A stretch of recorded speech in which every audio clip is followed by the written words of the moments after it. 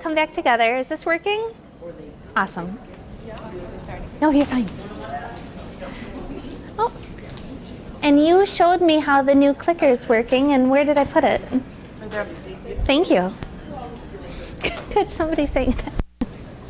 All right, so I just realized I'm on page 8 out of 25. Yay, Rachel. Let's pick up the pace a little bit. How's that sound for you guys? Good. Let's go. It's so fascinating, though. We could talk about it all day. Well, I could. I find it fascinating. I hope you guys do. 2014 study diagnosing. Time and time I get asked, how do we diagnose this? A pediatrician can start to diagnose, can take a look. If it's clear-cut enough, they can diagnose. If not, we refer on to a FASD clinic. The U has one for adults, MOFAS has one for kids. This is probably hard to read, but you can look it up online and see it bigger and better. And it just says, what do we have going on? And it's this nice, beautiful flow chart. In case you haven't noticed, I'm a big fan of charts and graphs. Put it in a picture so I can get it. So it's this really clear-cut way for them to start to take a look at stuff. But we have to know mom drink. Clinical applications. Now I gave you all this data. What the heck are we supposed to do with it? Why is this important for us? You guys can watch the video in your own time, but the brain damage is irreversible. However, we can learn skills. That's where we step in. It's not a lost cause. I can't reverse brain damage. I can't force mom to stop drinking, but there are things we can do to help reduce the impact. Yeah?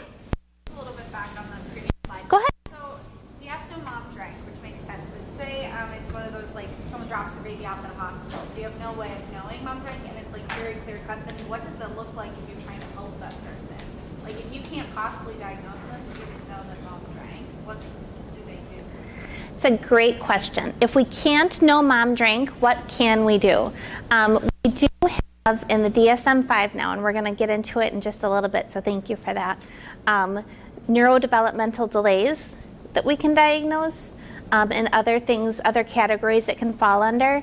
And Judge Wortnick is a FASD expert from Seattle, and he told me once, and I always get this wrong, so if it walks like a duck, talks like a duck, and quacks like a duck, I got it right this time, it's a duck. Whether somebody's telling me, yes, I'm slapping the label of a duck on there or not, it's a duck. I'm going to treat it like a duck.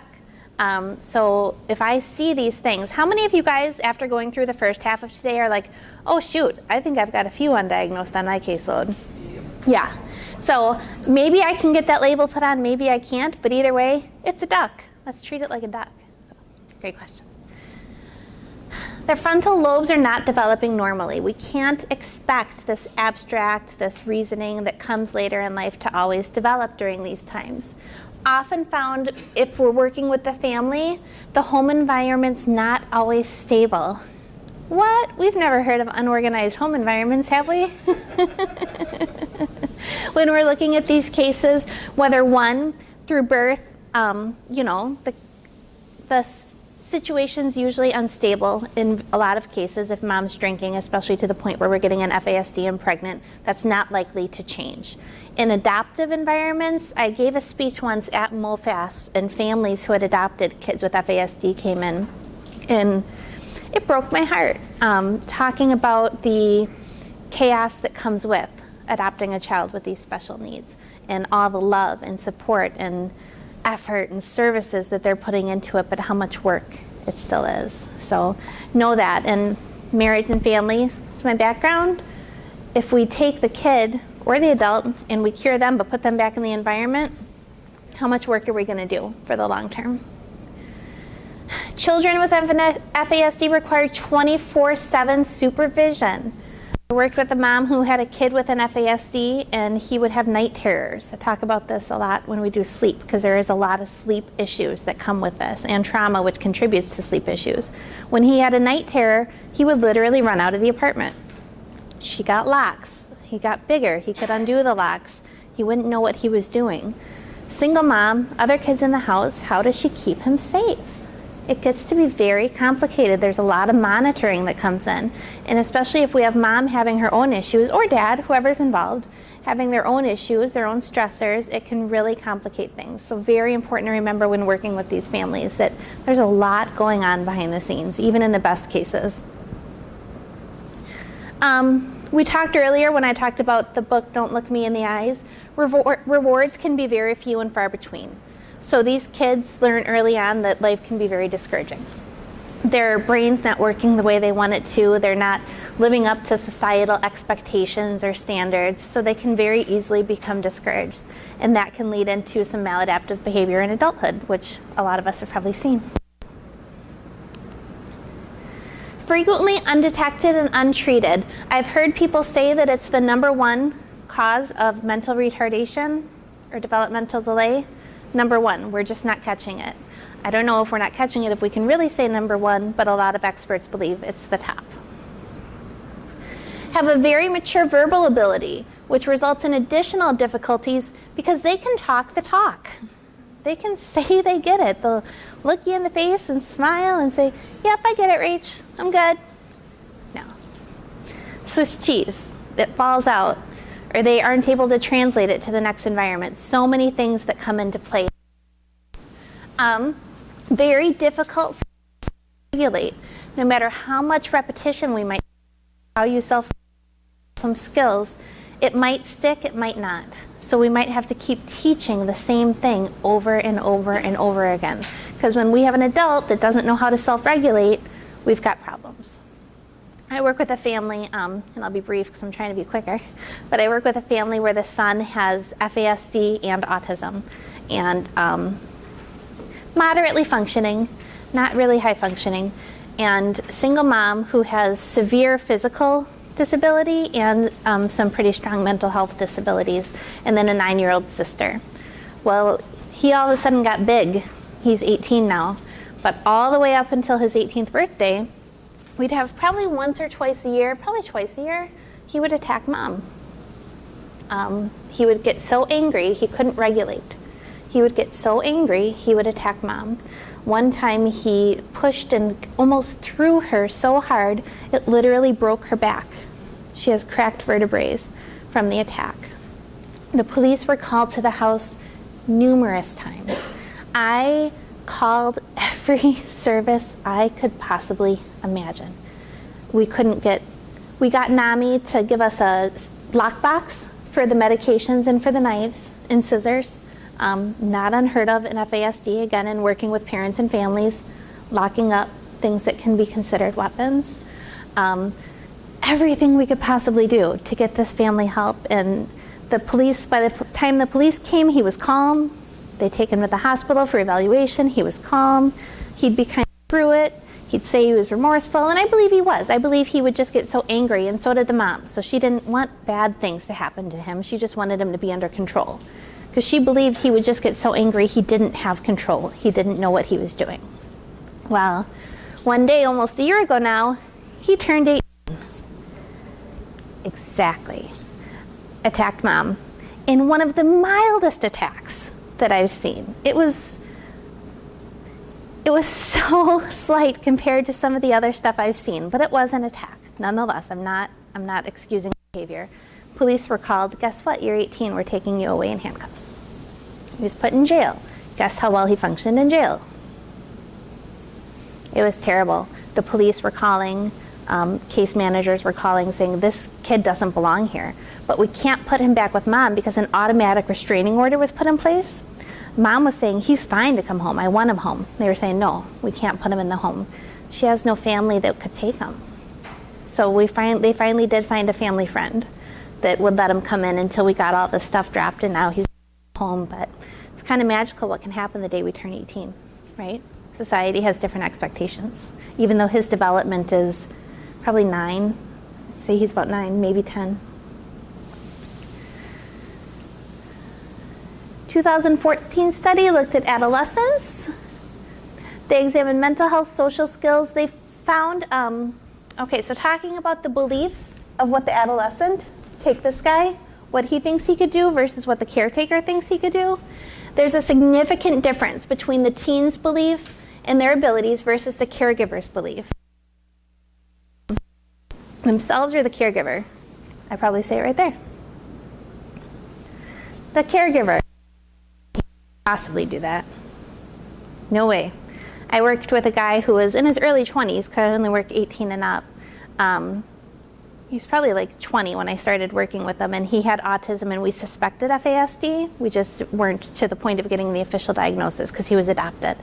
The mom, adoptive mom, bless her soul, she was doing absolutely everything she possibly could for this kid. Could not fathom him leaving the house until he could cook a dinner from scratch, organize the silverware drawer the way I have it organized, have his dishes done completely every single day, make his bed every morning. Expectations? I don't do all that stuff.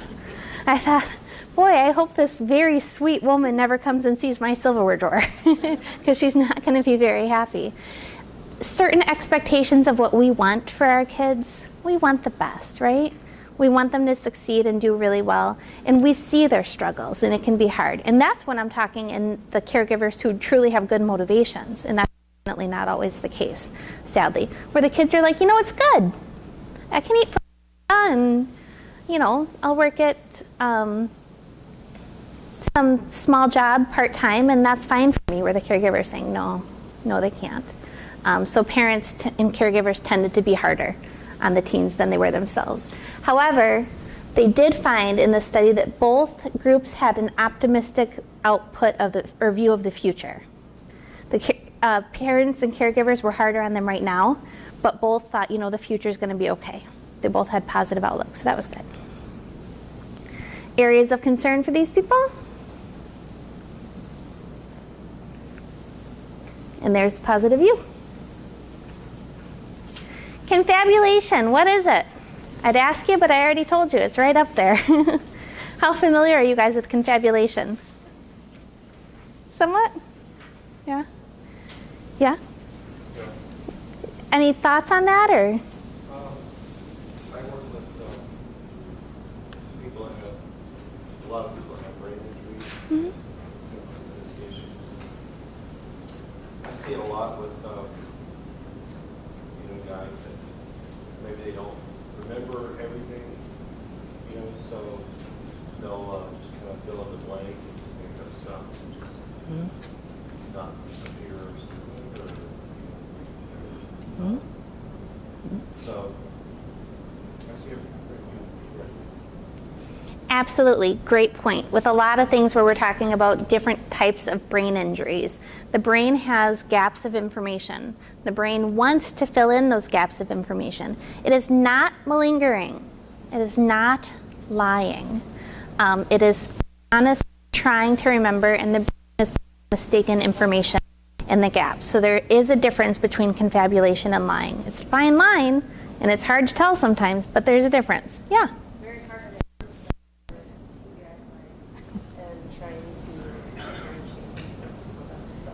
Where they're saying, like, no, honestly, like, the airplane came and picked me up in my yard and, took me. And they're like, no, what did you do? Like, yeah, yes, that's how I ended up overseas, just that whole piece of it. Absolutely. The confabulation, delusions may be coming into some of this to play too, where it just gets really complicated. You're not going to convince them it's not true. There's a audio clip on YouTube, if you look up confabulation, where a guy's sitting in a psychiatrist's office and he's telling the psychiatrist, we're on a boat. I'm in the Navy. Well, let's look out the window. Well, there's water. You're sitting in a psychiatrist's office, but the brain is filling in information. I'm just thinking of like pre-sentence investigations where there's always like this need to point out every inaccuracy that they can find. Like, well, he said this, but his past records show this, and a lot of times that's the only thing that the judge sees is this assumption that they're lying and that they're doing it deliberately to be manipulative or to get away with something. And I think it's probably a lot of times more this than deliberately just bad historians. Yeah. I love how you said that, bad historians. Yep. They're not saying people don't lie to try to get out of stuff. They do. But we're talking about something different. When we have confabulation due to brain issues, it's inaccurate reporting of history. It's not trying to get out of trouble, And it can be really difficult to tell the difference between some of that. Very complicated in a group setting, very complicated for pre-sentence investigation and other things such as that. Yes? You see this and other things too? Yes, absolutely.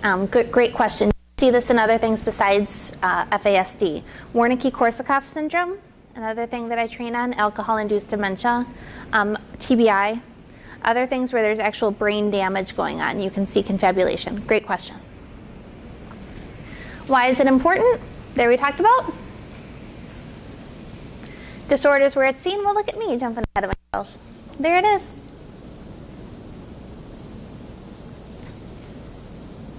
There's two different kinds, provoked versus spontaneous. Spontaneous is due to the inability to remember the sequence of events. It happened, I just don't remember when. An example of that I read about was a guy who ran into a woman in the hospital. Oh, you're in the hospital, why are you here? I just had a baby. You know, I'm here because I had a baby. Well, she did 20 years ago. And she's in the hospital, and it triggered that memory of being in the hospital to have the baby. That wasn't why she was there that time. It happened, wrong time. And then provoked, a memory just created. I'm here because, I don't know, I can't even think of something right now, but just making something up unintentionally to create a reason to be in the hospital. Issues in education. Like I said, we talk a lot about teaching when these people are in the schools, but we don't just teach when we're young, do we? How much of our jobs is education? Big part of my job's education. How much are these people learning? How much are they able to learn? Intertwining to fit in. Let's talk about kids for a minute. We're in the school setting, and we have these kids.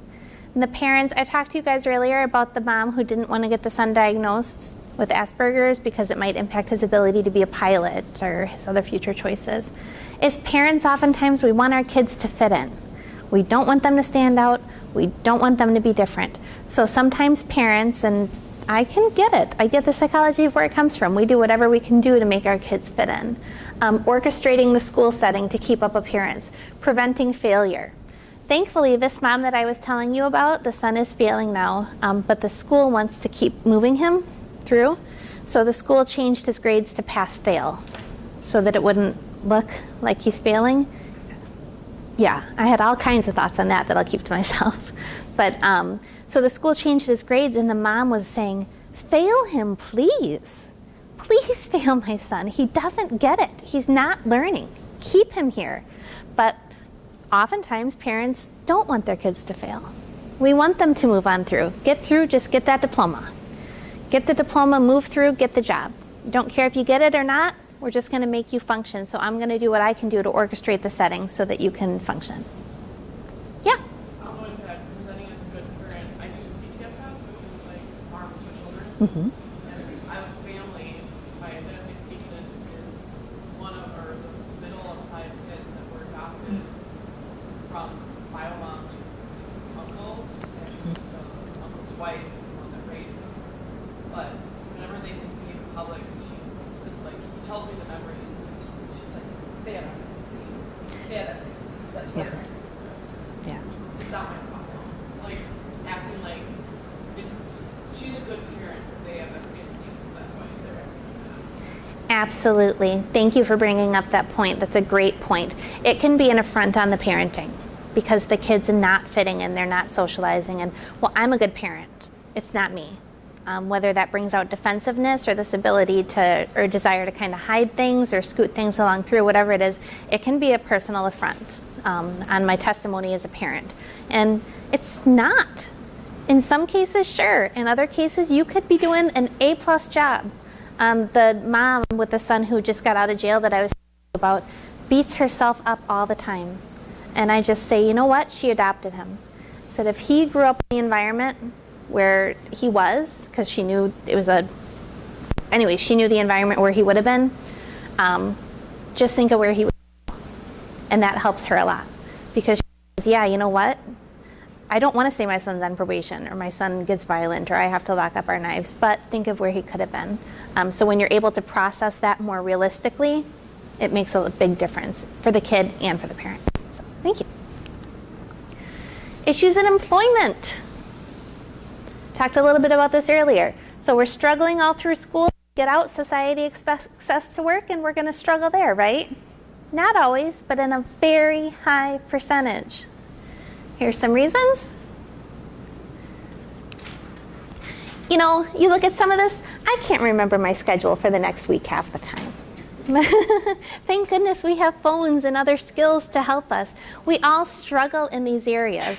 However, my brain's able to help me learn skills to cope with it, to figure it out. I know my strengths, I know my weaknesses, and I can work around it.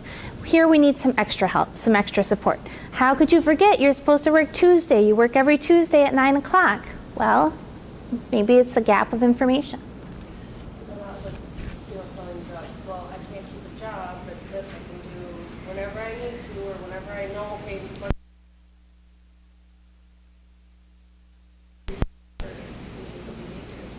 Absolutely. Selling drugs is easier. It's more convenient. I don't have to fit a schedule. I don't have to do a certain thing. They call me and I have to go do this now.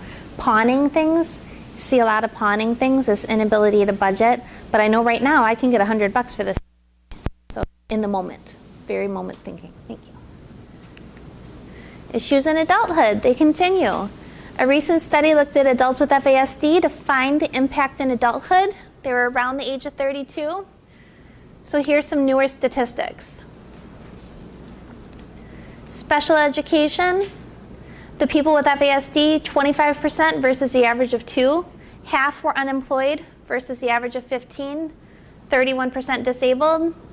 Hospitalization for alcohol use. I thought that was an interesting one. 9% versus 2% for the general population. Psychiatric disorders, 30%. Prescribed drugs. However, interestingly enough, the level of criminal offenses was similar. I found that very interesting. And again, I think speaks in large volumes of the amount of times this is not diagnosed. And we're not fully catching the scope of the issue. FASD and autism, you've heard me kind of talk about them similarly today. They're not the same thing by any means. I'm not trying to come across that way, but there's a lot of similar issues. And I think you saw that in the beginning, where there can be some crossover in issues and sometimes a co-diagnosis. So they looked at it to see similarities. They found a lot of them.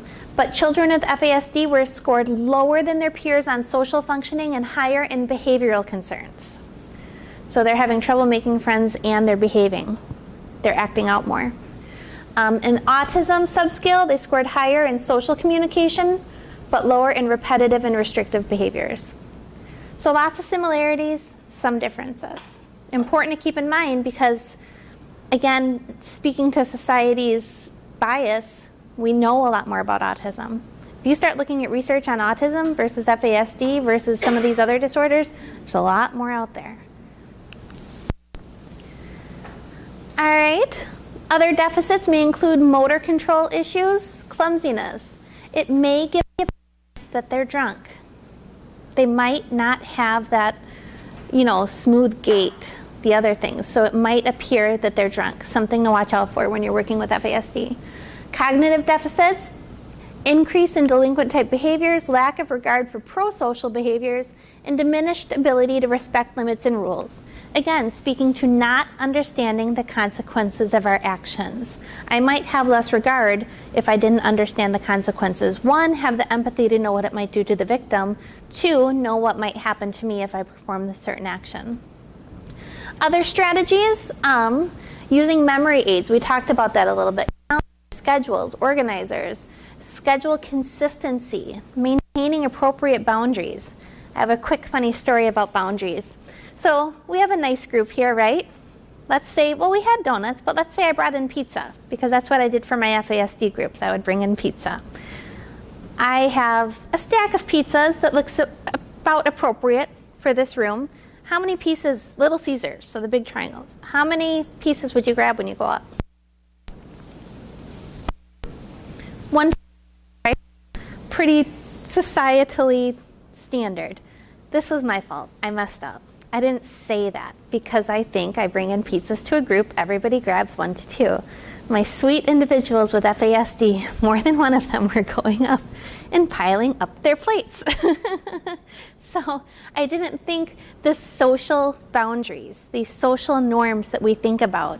I had to walk through, and there was a woman in the room who knew a lot about FASD who thought it was very funny. I didn't think to do that, and I get where she thought it was funny because it ended up being kind of comical.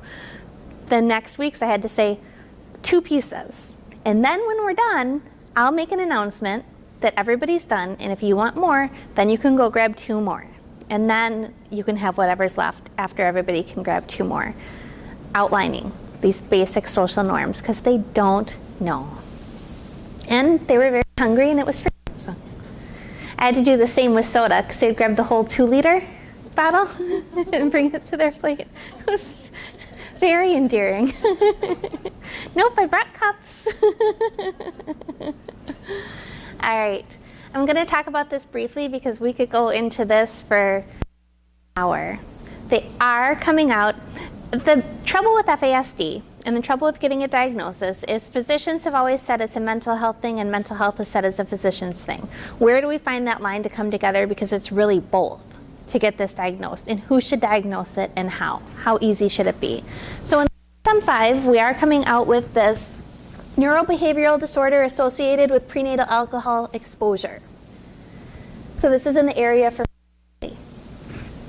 looking at these different things that are coming, how it's impacting the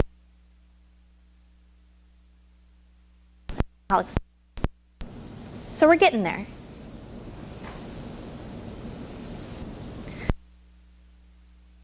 Jared Brown and myself have talked to a lot of different professionals on this. Have you looked at this? Are you comfortable diagnosing this? What does this mean? How do we diagnose it? Everyone's just kind of throwing their hands up in the air. We don't know. Think of some of these diagnoses now that are so concrete for us and so easy back when they first came out. It's murky waters. We're afraid to navigate it. So did I put it in here or do I need to talk about it? Okay, it is in here. Here could really open it up for debate, I think. There is in the DSM one small line in one small section under other specified neurodevelopmental disorder. Here's exactly what it says from the DSM. Characterized by a range of developmental disabilities following exposure to alcohol in utero. So I can diagnose neurodevelopmental disorder based on prenatal alcohol exposure. As a master's level practitioner, though, am I comfortable doing that? No, personally I'm not. Maybe some are, it's in there, but I think that's taken a pretty big jump. Because mom can drink, mom can binge drink, and there can be almost no impact. It's a gamble, like we said earlier, we don't know. Just really quick, I'll open it up for a minute. What are you guys' thoughts on, you guys again, here I go. What are you guys, what is you guys' thoughts?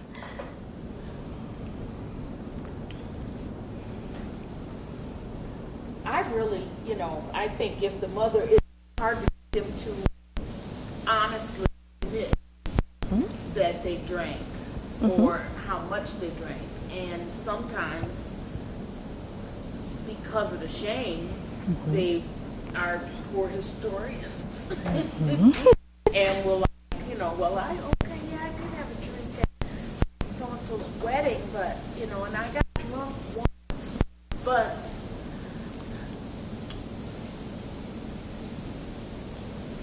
I realize that it's very prevalent, especially the last couple generations during pregnancies. And there's really no, I don't know, so many people get misdiagnosed. I was hoping that whenever you suspect it, because you can't always trust parents, or if you have thought that could prove it. Yeah. Homeschool for kids, I think they do crazy, so we can deal with them There is. appropriately. Yes, absolutely. If we could. Expectations. That's a great point. With that brain scan, I might be a lot more likely. When I'm looking at an FASD clinic and how they're diagnosing, they're looking at mental health, behavioral, learning, facial features, speech and language patterns. These very thorough tests that, like you said, I wish we could have, that I could do just easily as a master practitioner and say, okay, yep, you know what, I know that you have it because I have these magic tests. I don't have that right now. But what about what you said earlier about the duck story? The duck story, absolutely, absolutely. You've got the power to actually make some substantial changes in opening this up. I'm kind of unclear about what your fear is. That's a great point. I did say earlier, it's a duck. Me treating in the way it's appropriate for somebody with this kind of brain damage, to me, and I could be wrong, you guys could have a very different opinion, but to me it's very different than me documenting that this is directly related to alcohol exposure. If I'm treating it like this way, I'm suspecting there's something going on with the brain that's creating these issues. I might think it's alcohol, but is that my bias because I know a lot about FASD? Could it be something else? I fully admit it could be my bias because I work a lot with this. It could be something else. If I'm putting it in documentation, it's creating a written correlation that I don't know if I'm comfortable making. But doesn't that say not reach another disorder? It does. Not reach full criteria for another disorder, without a doubt. You're right. DSM-5 doesn't do rule-outs. Otherwise, yes, I would feel comfortable with a rule-out. I do feel comfortable in my comment section, further testing to explore, or maybe unspecified, but specified is hard. Yeah? Think about the way that DSM does. The specifier is a secondary issue and is actually fairly irrelevant, except when you're dealing with the minutiae of treatment. Yes. If you get the neurodevelopmental NOS, and you get that down in documentation, but then you've got that to show for Title I and Title III of ADA, you've got that for educational accommodations, work accommodations. Depending on how much history you've got, you can get into county waiver services and you can show it before 18. So I mean, really the specifier is kind of irrelevant for the real life impact. Yeah. For trying to fit in. So that's actually a really good thing. So just pointing out that piece, as long as it's in there, it still helps those of us who are trying to help them get along.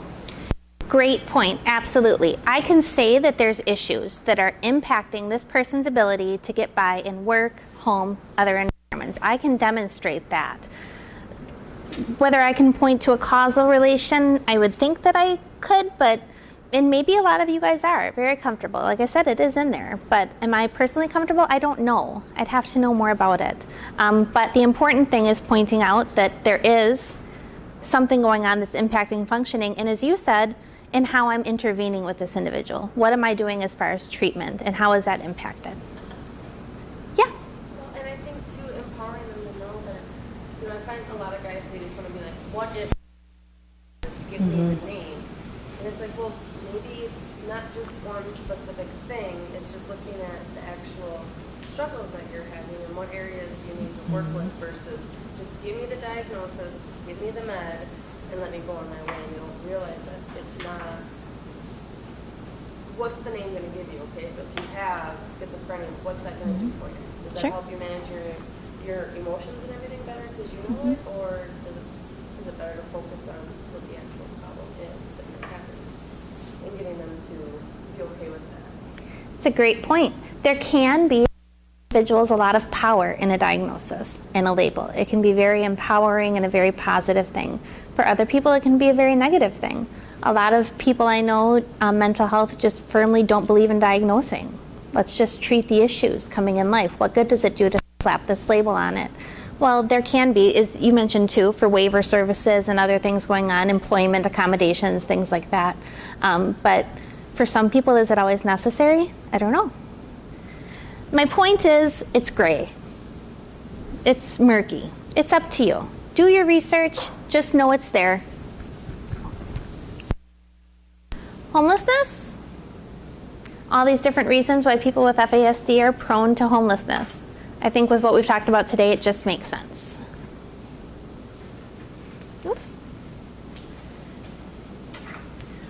potential implications, landlord problems, issues in paying rent, locating housing.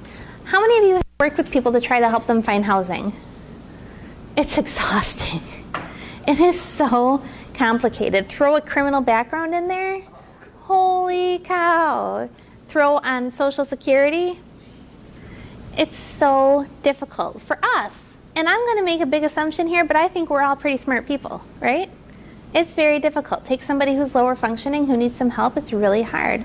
I'm working with a guy right now who I suspect there's something going on, but I'm not quite sure what. But he has a lot of paranoia, and it got him just about kicked out of his apartment twice now in the last month. And he's alone. It's just him. He's got a brother that he doesn't really talk to. Parents are gone. He has no friends, no social network.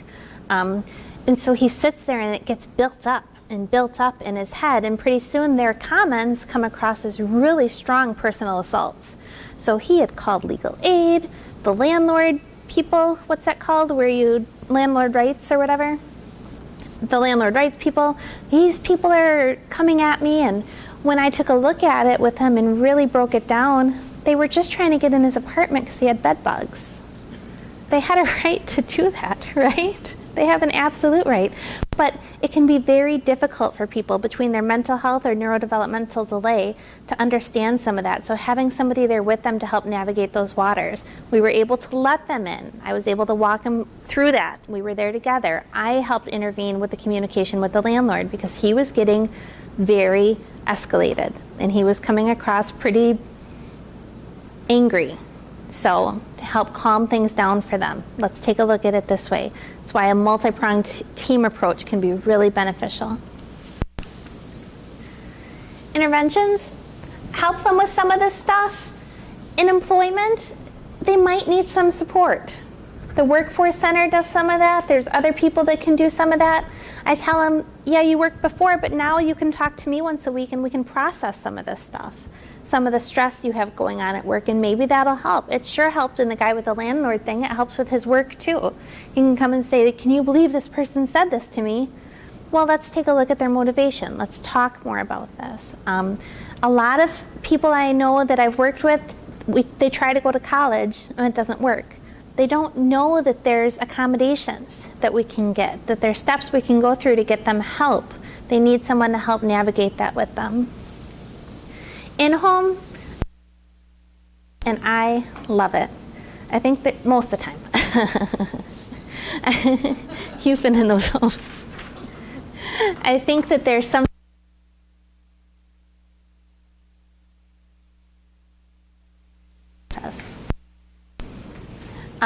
guardian intervention is needed. If the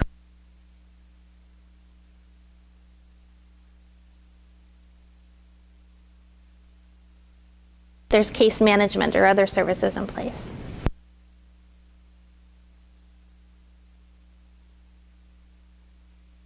Jared Brown, I talked about him earlier. They're more likely to get special education, be unemployed, disability funds, alcohol abuse. Some evidence that their rates of crime are higher in this population in North America. Does that surprise anybody with what we've talked about today? Nope. Correctional settings, more quotes I'll let you read from Jared. He writes about this a lot.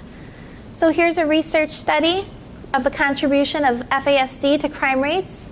Legal interventions do not result in reduced crime rates for subpopulations. Substance use, domestic violence, child abuse, mental illness, and FASD is part of all of that. These are the populations we're seeing time and time again. They're the ones where our interventions just aren't working all the time at this point. Can contribute to that. Yeah? Like building sympathy for people with FASD or other disabilities. The problem is that if they have these disabilities and they get into the criminal justice system, then none of the programs that would normally help the disabled person are willing to still help the criminal. Yeah. And so, like, I mean, I've had cases where, you know, can't find it. I mean, they need supportive housing, they need places like that, and like, oh, they've got this assault on their history, we can't let them in because we have vulnerable people. And so you try and argue that they're vulnerable too, but there's just no resources for them that are willing to to kind of take a chance, like the mom will let them coming back. These other places aren't there, and so the prisons and jails kind of just become the fun because they'll take them. And it's really sad, frustrating, because I know that they would benefit from all of the services that they get because they do have the disability, but people kind of put blinders on it and forget about that and focus on the criminal side too much. Yes. I don't have much more to say except yes, you're absolutely right. We have this soft spot in this warm, fuzzy place and this desire to help people with developmental delays, I think. That's why we're in this room, right? That's why we're in this field. We want to help. Throw the criminal record in there, it just makes it harder. For us personally, you know, in my trainings, I talk a lot on forensic stuff, and I always say I am not trying to come across as excusing criminal behavior. I'm not. It's wrong. We have a society where we need to find ways to reduce it. What I'm trying to do is help people understand the motivation, hoping to reduce recidivism through ways, because natural consequences isn't always going to work. So let's get these people out in society. Let's say they want to try again. Society's not always designed that way. Take a sex offender. It's really hard to violence convictions. It's very difficult, and I get that. We have to protect our vulnerable populations. But then what do we do with these individuals? How do we help? Yeah. Basic ISR stuff. They violate right away and then they're just right back into the system. They violate right away, and It's just inevitable. They're setting them up. yeah. They give up because they're too frustrated. Maybe they're more comfortable. I talked about it earlier, more comfortable back in jail. I worked with a guy for a long time, and actually now he has a full-time job, so he can't use me anymore. Yay. But we worked for a long time, and he was in this cycle of, he was trying. I was trying with him. This is when I was doing arms. We filled out job application after job application and housing and all this stuff, and he had 7 theft felonies. Everyone turned him away. Well, it was from a 1-year kind of crime spree with this meth group that he was involved in. He was very heavily using meth. He was very eager to make friends. And so he did a lot of the activities for them and got in a lot of trouble. Well, he was trying really hard to start over. And I was trying really hard to help him.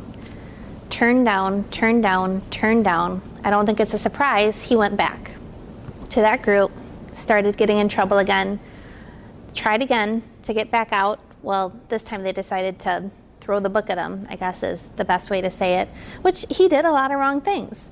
So he says, Rachel, I'm going to go away this time. I give up. I've tried so hard to start a new life, and nobody's willing to give me another chance.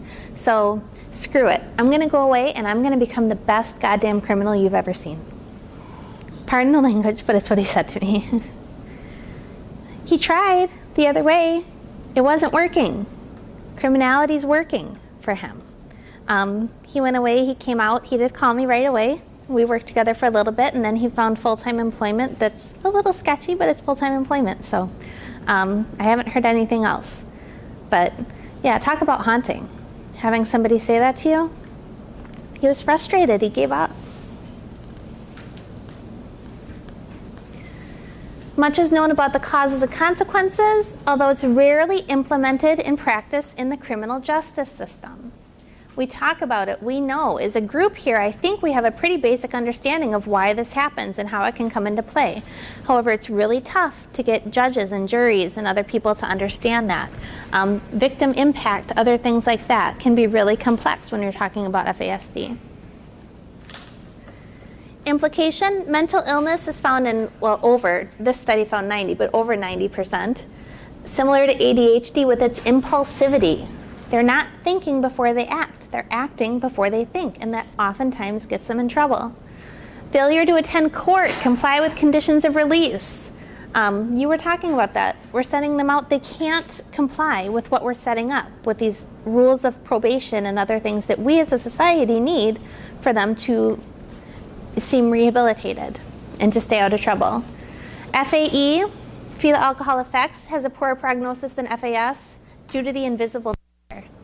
Again, talking about if we can see it, We work with them a little more. We try to get them more services than if we can't see it. Just a bias in society, which makes sense. Another study, physical, cognitive, and behavioral with FASD, likely to impair the ability to successfully navigate interrogation, trial process, just the Miranda rights. There's many studies on the Miranda rights and how complex that is. I think we all watch enough TV where we can sit and recite our Miranda rights, at least the beginning, right? What does it really mean? Do we know? Especially if we have a developmental delay. Do we understand what incriminating ourselves means? Do we understand what we have to do when a police comes? That's scary. Do we know what to do? 90% of young offenders had impaired legal abilities when we look at FASD, which was significantly higher than people without. FASD group had significantly different scores on the fitness interview test. It's important to intervene in a legal setting because they're walking the walk and talking the talk and looking like they can do it, but they don't get it. It's not sinking in, they're not understanding.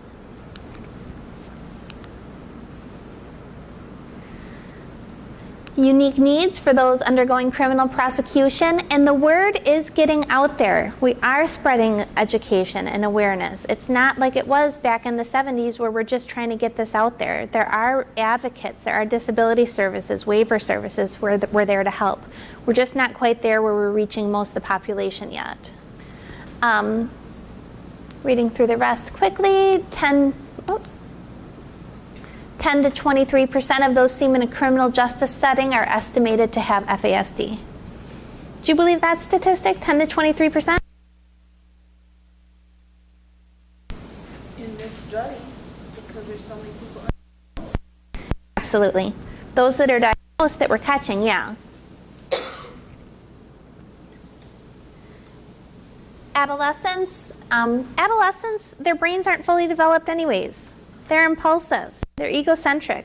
All these things that can contribute and then exacerbate the symptoms of FASD, creating a higher likelihood of them getting in trouble.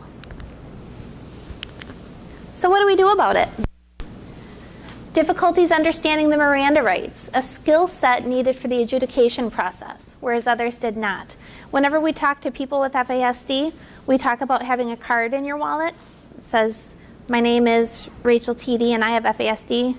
I don't, but if I did, having that in my wallet so that if I do get arrested or I get pulled over or I get into some kind of trouble, pull that card out and that card says call so-and-so at this phone number. That way we have some kind of intervention to say, here I'm letting you know I don't really have the ability to understand what you're saying. Can you please call somebody so that I understand what's going on?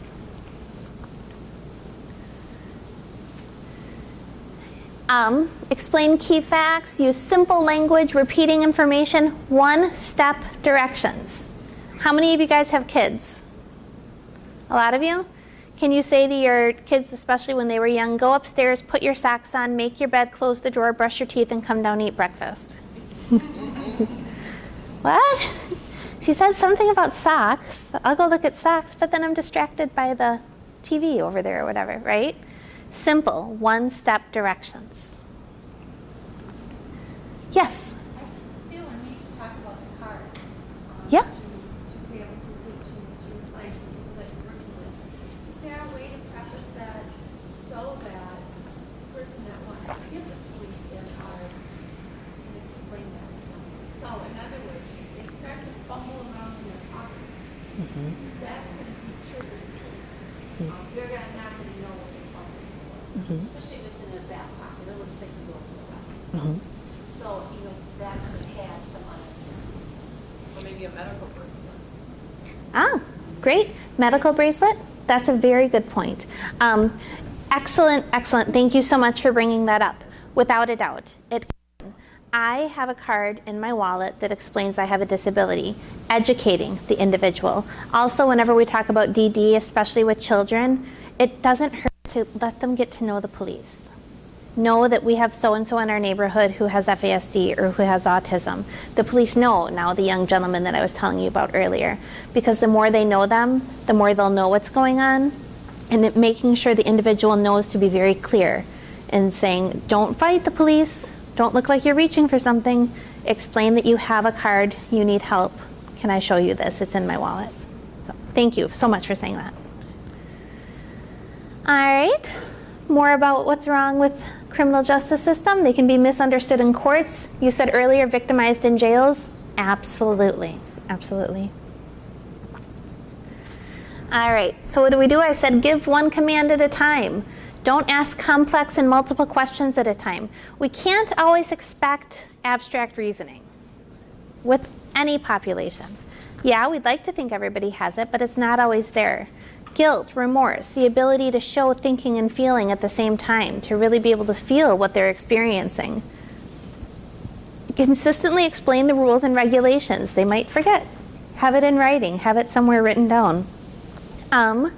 Maybe incapable of self-regulation. Remembering that in a prison setting is very important, because when they get escalated, it could be dangerous, and we need to keep people safe, including the individual.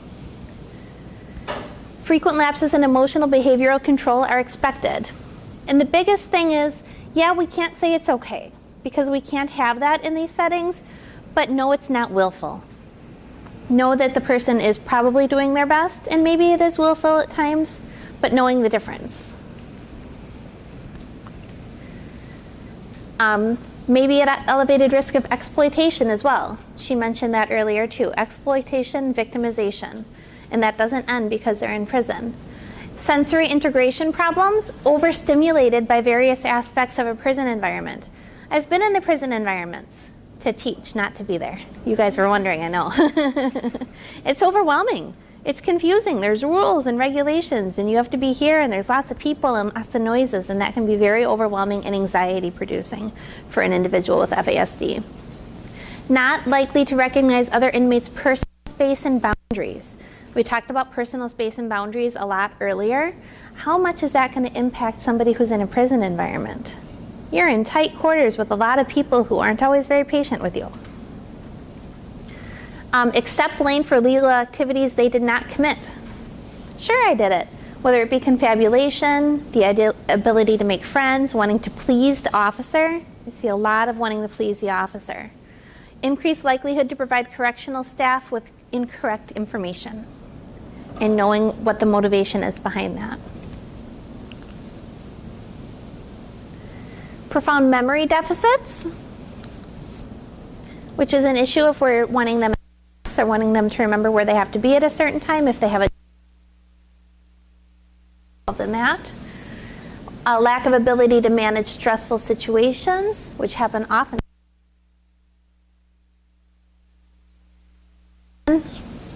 Again, making it very difficult. Sounds like they know what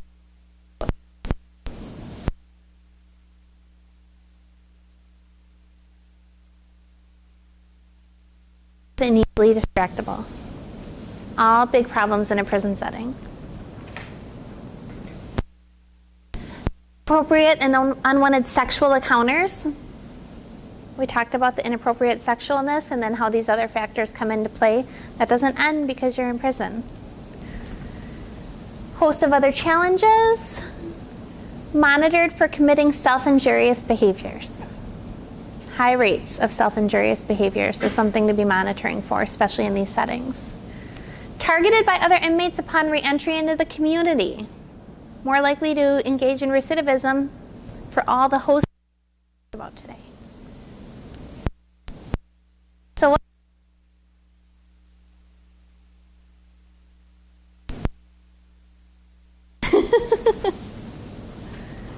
early diagnosis enough.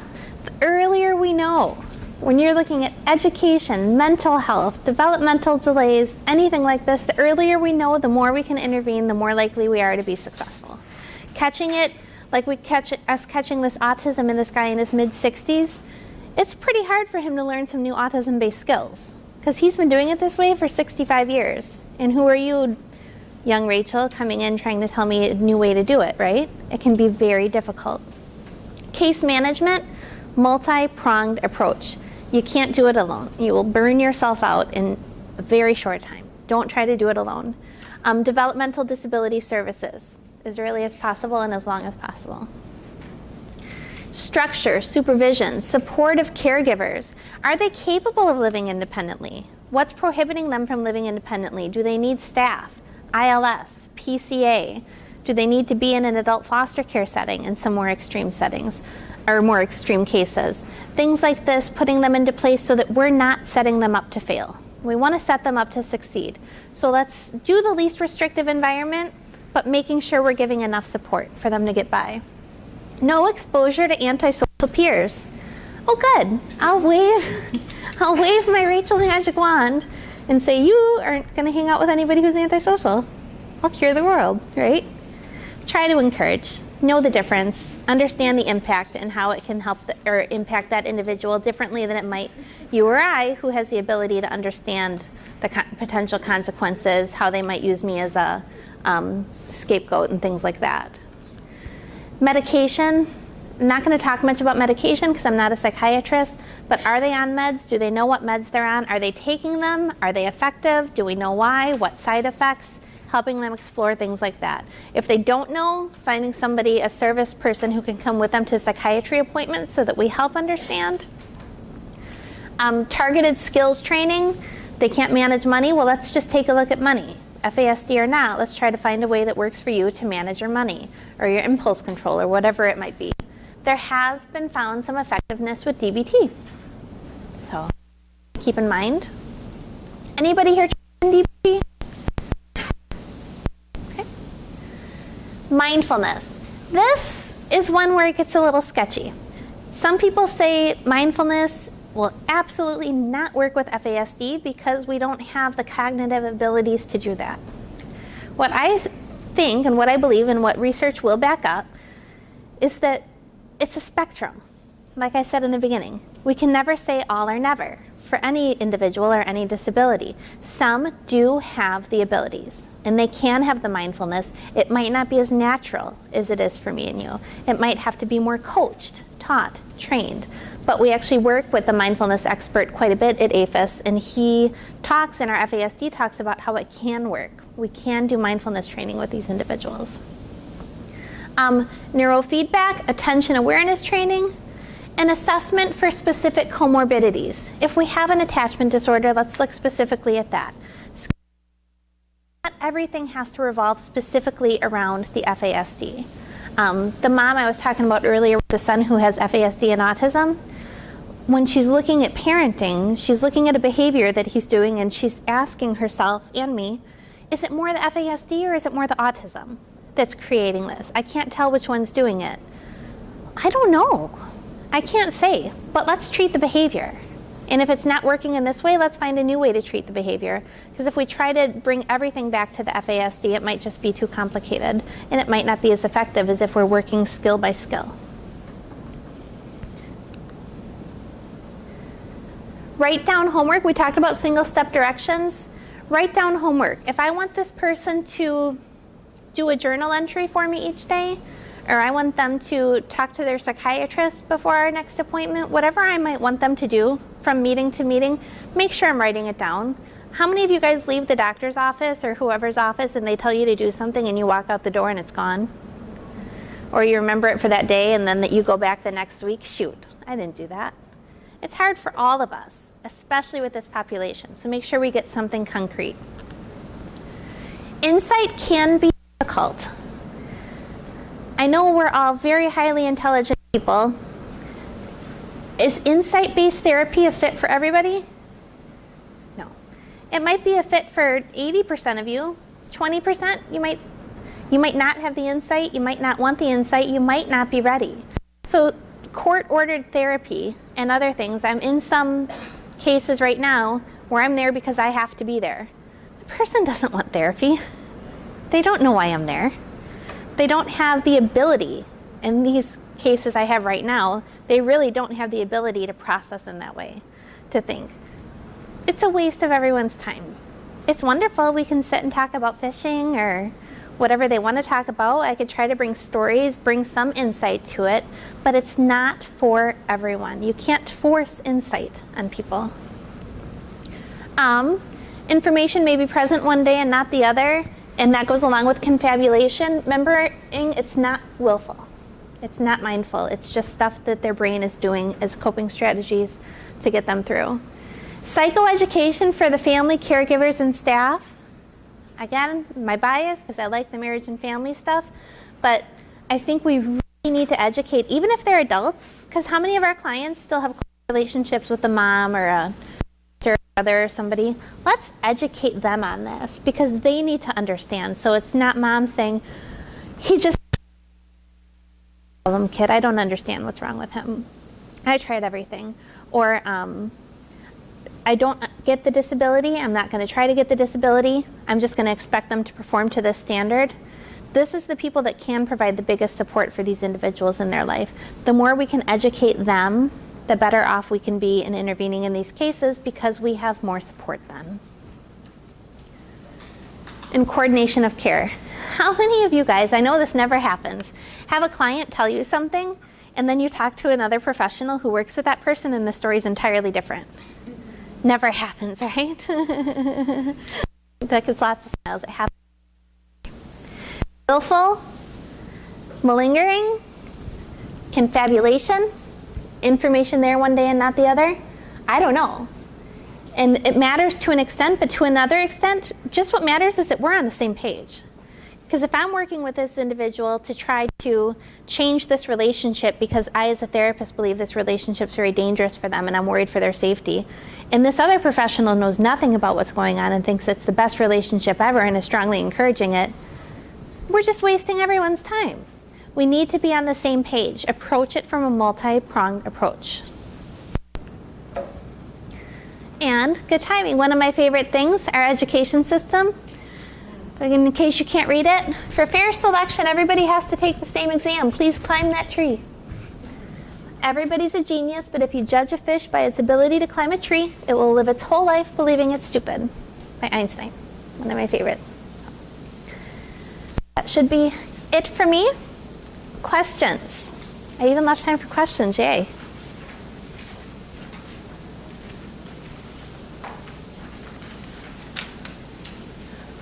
Yes. I'm just really about diagnosis. When you suspect, especially because fetal alcohol spectrum is based on in utero exposure. When you have older, I work with youth or even adults, and they have nothing out there for them. How can you get them the resources without the diagnosis? And say they've got a whole string of diagnoses in psychiatry, but nobody seems to have thought about FAS. And great point. When we see this whole string of diagnoses, let's look at, is it really this whole string, or do we have an underlying FAS? And if we do, how do we get it diagnosed? We can take them to the U, we can call MOFAS, see what kind of resources they have for us to get them diagnosed. It might or might not be possible. If it's possible, great. If not, what would keep it from being possible? well, MOFAS finds that probably less than half of the people that are referred to their clinic are actually diagnosed with FASD. So we might suspect it, we might know there's some impact, but if they can directly relate it or not is a different thing. So not everyone who has these issues is necessarily FASD. Insurance can be an issue, proper documentation, history, knowing for sure if mom drank, all these factors get in the way. So knowing we do have those wonderful, not otherwise specified, we have neurodevelopmental delay, other things that we can categorize to help get them disability services without the official FASD diagnosis when not possible. But I do actually believe that is changing. As we talked about earlier, it is getting more out there. I do believe there will come a day where it's in the DSM 5, 6, 7, 8, 12, wherever. But I do believe it will be in there and more easy to diagnose, just not there yet. Other questions? Thank you so much for having me, guys. I really appreciate it.